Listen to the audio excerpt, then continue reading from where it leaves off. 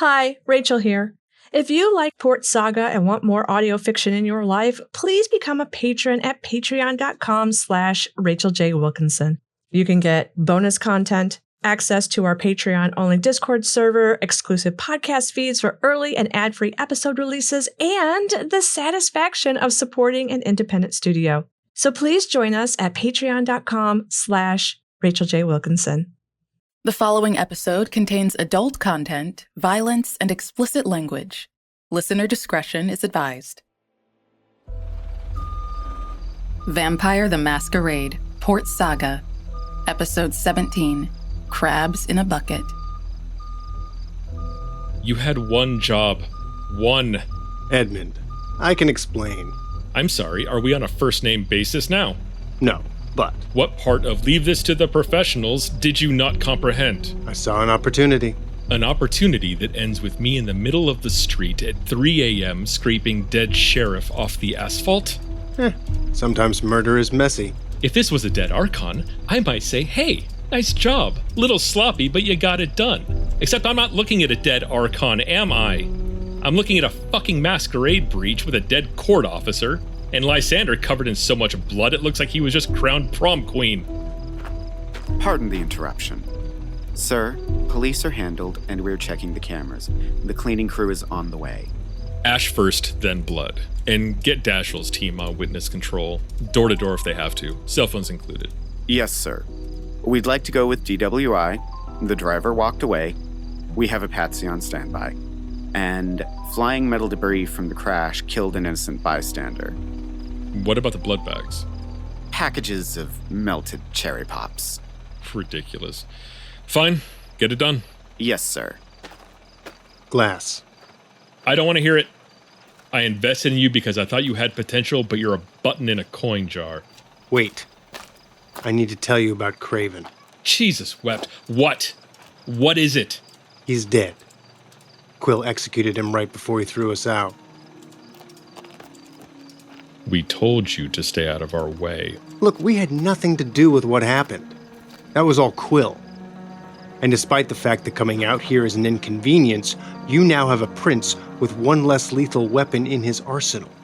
So you can go fuck yourself with a whole bag of buttons. I could leave and make you deal with this shit show yourself. So here's what you're gonna do. You and your friends are gonna fuck off to parts unknown. No one sees you. No one hears from you until we get this sorted. Gladly.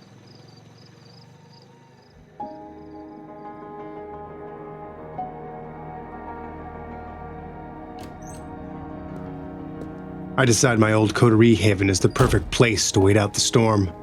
It's isolated, there's plenty of space, and other than Rebel and, now Lysander, no one else knows about it. With dawn approaching, Lysander heads straight to the shower, leaving me to face Rebel alone. I can't with you. Not tonight. Maybe not ever. What was I supposed to do? You were supposed to tell me the truth. Do you have any idea what it's like to have your whole family, hell, your entire clan, treat you like a traitor because you wouldn't turn your back on something you believed in? I didn't need freedom. I needed purpose. You know, if I had defected to the movement, I would have been just another faceless Bruja screaming into the wind. But by staying and serving an honorable prince, I knew I could help shape the future of the city. And then came the lying, the backstabbing, the conniving, the killing. Every night I lose a little more faith. And all I have ever needed is one person to make it worth it. One person I could rely on. Someone who would be straight with me. No games, no bullshit. And Christ, you were such a shitty vampire. I thought, here's a guy who doesn't know his head from his ass, but at least he's honest. And against all my bitter instincts, I trusted you. You can still trust me. No. No way. Fool me twice, man. Once we get to the other side of this, I'm gone. I got you Usher. I broke your bond. I have done everything and more without asking for anything in return. And this is how you repay it? You're a fucking asshole. And you're a self-righteous bitch. All right then. Don't walk away, you fucking coward. Don't you dare walk away from us. Fuck. What an inspiring display of empathy and compassion. Oh, fuck you, Aaron. Ew, no thank you. This wasn't how it was supposed to go. You thought it would be different, didn't you? Murdering the Fremonts, killing Usher, avenging me. Maybe you thought it would feel more satisfying. Maybe. I feel... numb. It's familiar. You've been here before. The more I kill... the less you care. Yeah. And isn't it better this way? Yeah. Be sure I can do this all night, all night, all night.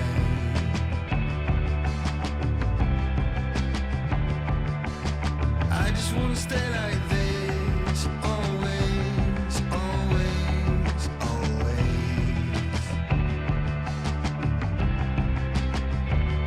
And in the most unshocking news you're gonna hear all week, Saga City Manager Terrence Grady. He announced Police Chief Ryan Booker's retirement this afternoon during a press conference. Now, they're calling his retirement sudden. Sudden! Sudden! How did anyone not see this coming? His recruitment numbers are terrible. Police retention, even worse. And let's not forget people getting shot in the middle of downtown. Take away his pension. Anything about last night? Nah. It probably helps that this city's got real crime. No one gives a shit about car crashes. Rebel? Titus? Oof. Chilly. Guess I'm gonna have to wait a minute on the three-way. Oh, shut up, Lysander. Don't you point your wrath at me. I'm not letting either of you pull me into your bucket of fucking crabs. What are you talking about? Baby, you ain't never heard of crabs in a bucket? Have you never wondered why they don't need lids? No. Then allow me to turn this into a teachable fucking moment. You put one crab in a bucket. That little fucker will find a way out. But the minute you add a second crab, they're stuck. Anytime one tries to escape, the other pulls that motherfucker down, all like, if I'm dying, the rest of y'all fucking going too. If they work together, the whole bucket would be empty, but no. Each of them crabs is a selfish little asshole bringing everybody else down with them. No one is bringing anyone else down. Oh, okay. Then what I overheard last night was just a casual chat amongst friends. If we accept that, for the moment, we're 3 crabs in a bucket. I say we leave town, go to Moonlight Bay, and once we get there, we go our separate ways. I have a place and know people, but Prince Walsh needs Quill's help to retake the city. Knowing him, he'll scoop us up and sell us right back. Well, I mean, I have connections in New Orleans. That's not a bad idea. Agreed. Pack a bag. Let's hit the road. I need to get something first. Send someone to pick it up after we're gone. I can't. I need to do this myself. Bullshit. Let's go. I'm not leaving Lawrence's ashes behind. I don't care. You're probably lying about his ashes anyway.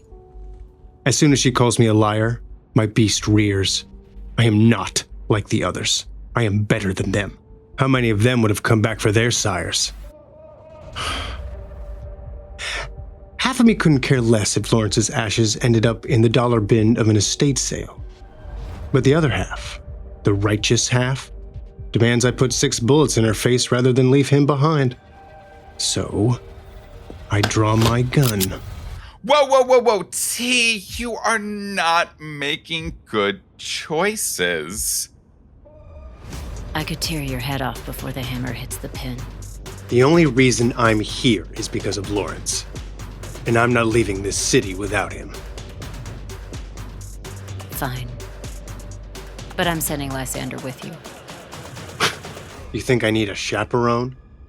When you lie about killing a fucking vampire hunter from the fucking Vatican, yes. Fine. And while you do that, I'll find us a way out of this hellscape.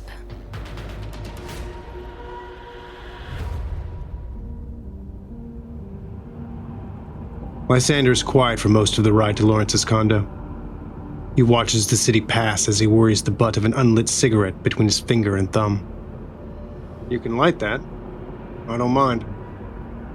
I was just thinking about that night at the Neptune. I can't decide if stepping out for a smoke was a blessing or a fucking curse. Don't get me wrong, I'm glad I could help you find the truth, but baby, T, I love this shitty little city. If I had never gone outside, I wouldn't have to leave.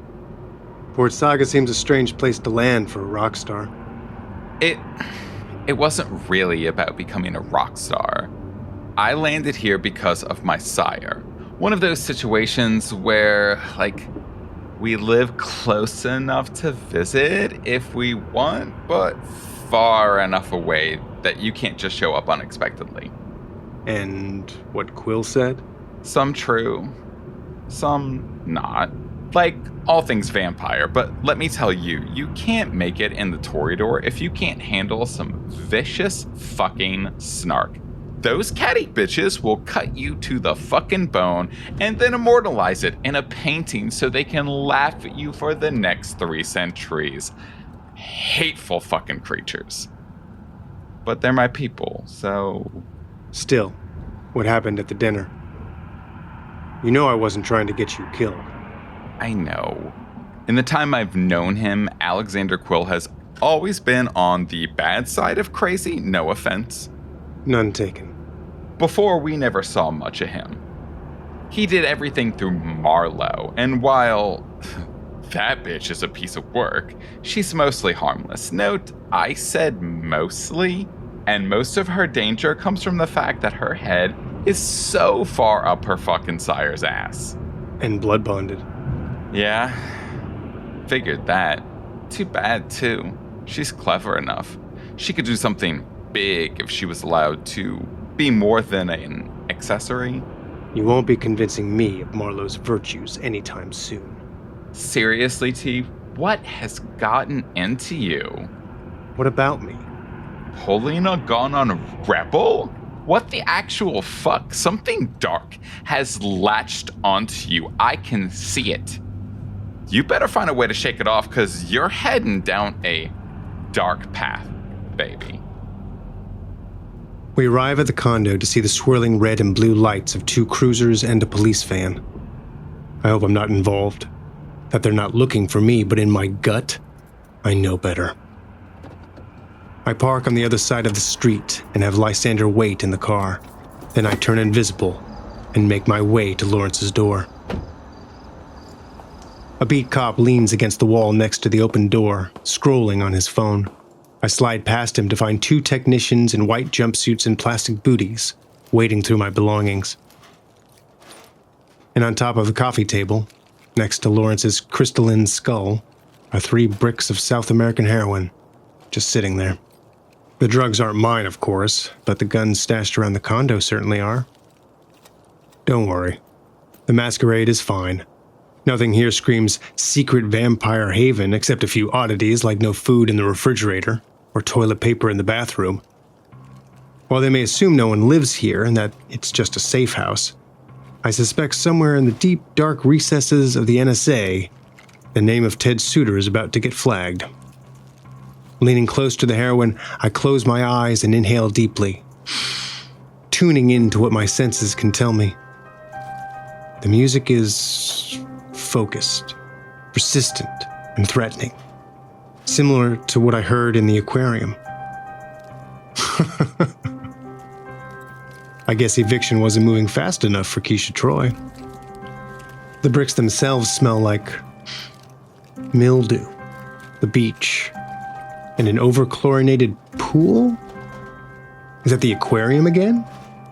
No way she'd go back. Besides, I don't think aquariums even use chlorine.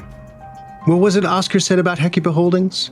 Own the aquarium, the downtown bodega, the garage in Oceanside? And the motel. The Seashore Inn, also on Oceanside. Which probably has an outdoor pool. I step back when one of the techs drops another brick on the stack and move over to the mantle. Careful that I don't reveal myself, I snatch Lawrence's ashes and hug them to my chest before making my way out of the building and back to the car.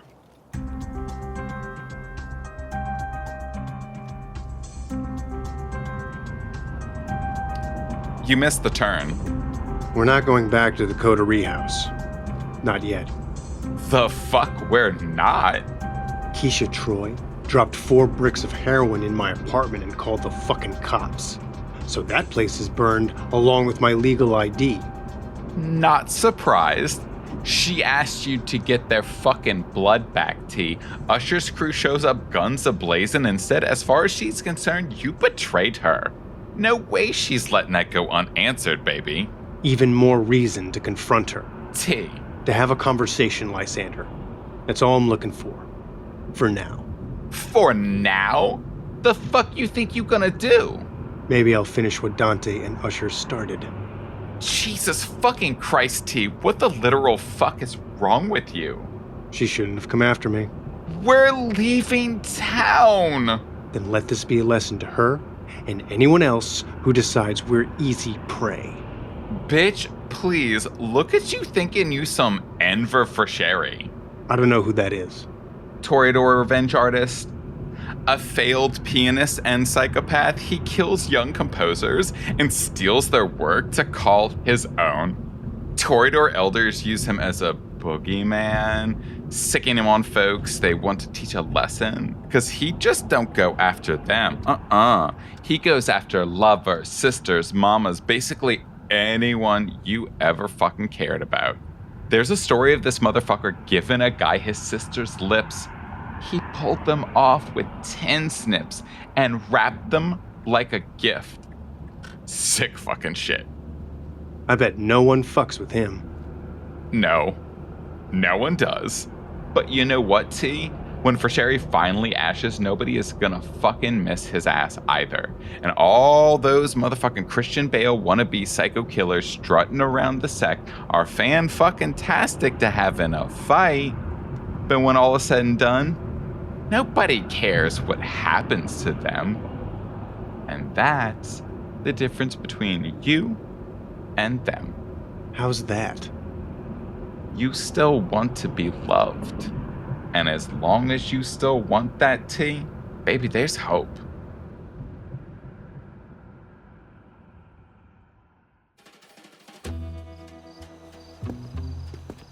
The Seashore Inn is a 2-star oceanfront motel with a reputation for discretion. When we walk into the front office, we're hit with the smell of cat piss and stale cigarette smoke. No one is at the desk, and the only sign of an attendant is a burning cigarette butt in an overflowing ashtray. I hit the bell as Lysander looks through a rack stuffed with sun-bleached brochures and photocopied delivery menus. Ooh, hey look, free Wi-Fi. Paying guests only. A 20-something kid wearing a studded leather choker and a vintage Metallica t-shirt steps from behind a partition.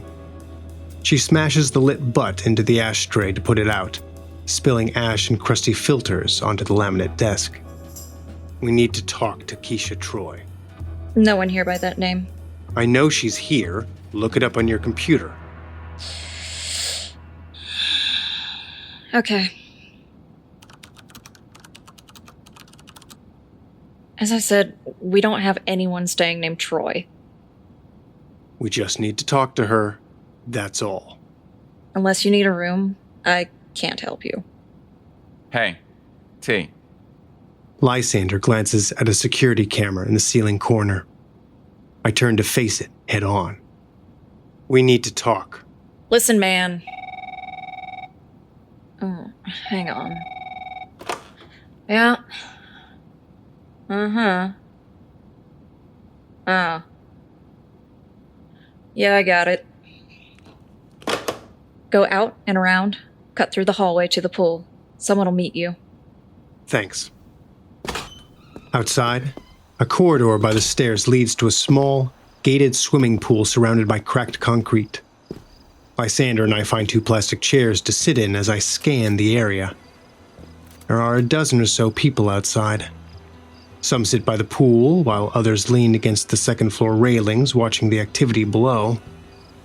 Some of them might be duskborn, most of them are armed, and everyone has their eye on us. Finally, Keisha exits a first-floor room with a beer in hand. I assume you got my message. About as subtle as a punch to the dick. After you got 4 of my people taken, you better believe it. That wasn't us. They found us by sheer coincidence then? Fuck you. Get out of here. We got what you asked for. We were en route to deliver it when we got picked up just like you. Looks to me like you're walking around. Listen, I'm trying real hard to be pleasant here. You're lucky I haven't killed you. Fucking try it, lady. Hold up. Hold the fuck up. Wait just one motherfucking minute. Keisha, my beautiful queen, allow me to humbly apologize for this uncivilized wretch. Someone shit in his breakfast and he ain't over it. Can we try again? You can try. Lysander will— T, shut your pretty fucking face. It's time to let Daddy do the talking. Lysander positions a plastic chair directly in front of him for Keisha to sit.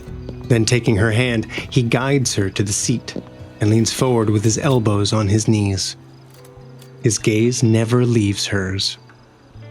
Baby, they got your blood. Rebel and Titus. But it's true. The sheriff came and fucking snatched us up to face the prince. We barely made it out. But we did. And now we gotta fucking leave town. And this man here knew we couldn't go till we saw you. You were gonna leave without saying goodbye. Of course not, baby. But, boo, we have to move fast because we smoked the motherfucker who took your people. Dead? As disco. Okay. You can keep talking. They tried to do what you asked. We all tried. But now we're in the shit right fucking there with you. How's that? Quill is hunting us down like you and your folk. And you are so smart and so powerful and sexy as fuck. Smart enough to know when you're using your charms on me. No charms needed when it's the truth, baby. What do you want? We need your help to take out Quill. Are you fucking serious? I thought we were running. Change of plans. Why would I want to do anything as stupid as that? The only way any of this ends is with him gone. He's using your people as food, Keisha. They're being treated like milking cows on a factory farm. And he's going to keep sending more people after you until he's rounded up as many Duskborn as possible. What's in it for you? We need Adelaide Hale back on the throne. Hang on now. This shit started with her. It did. And we can make her answer for that too. But as it stands, we're crabs in a bucket. Excuse me? He means that if any of us are getting out of this shit, we gotta work together. If you help us get rid of Quill, you'll be able to demand whatever you want. You'll never be in a better negotiating position, not ever. And Rebel? She's fighting for you guys too, and was punished in court because of it. Help us, and you'll get your revenge on Dante, plus end this hunt on your people. And I'll let go the bullshit you pulled at my condo. It's true. You help us, I won't have to leave, and then, we can see each other whenever we want. All right. What exactly do you need?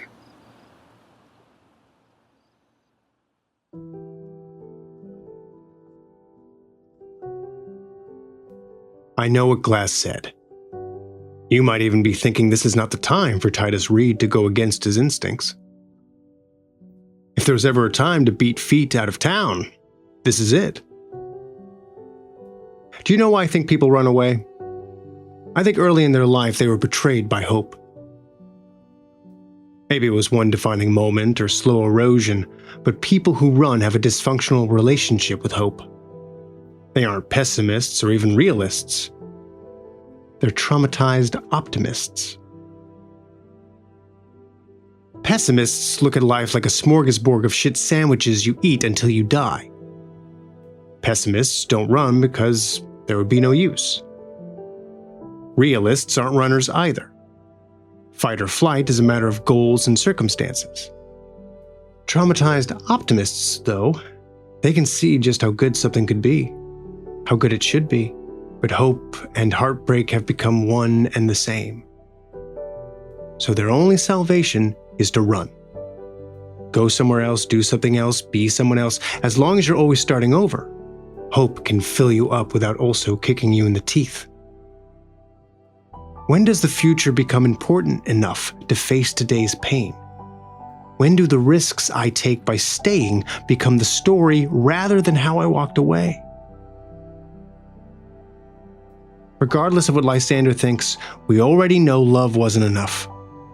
Guilt, sure, that can help, but more than anything, I want to feel like I belong. And I think this city is the closest I've ever come to feeling that way. Or I'm full of shit, romanticizing a desire to take out my rage on an elder prince. But I think I have a way to level the playing field. Which is the long way of saying if this doesn't go the way I hope, know that I tried to make a different choice this time. Rebel will have your entire fucking ass for this. Yep. That's why you're going to do all the talking.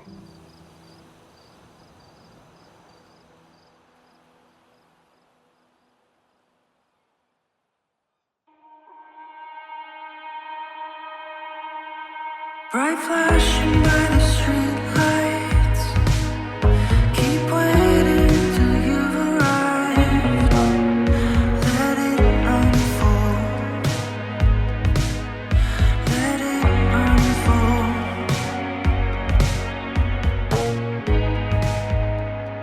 Vampire the Masquerade, Port Saga, created by Rachael J. Wilkinson, with voice performances by Dain Geist, Kat Mermelstein, Greg Berry, Aaron Duckie Lirette, Roxy Hales, Gabrielle Adkins, Logan Michael Boese, Ray Stakenas, and Rachael Lindman.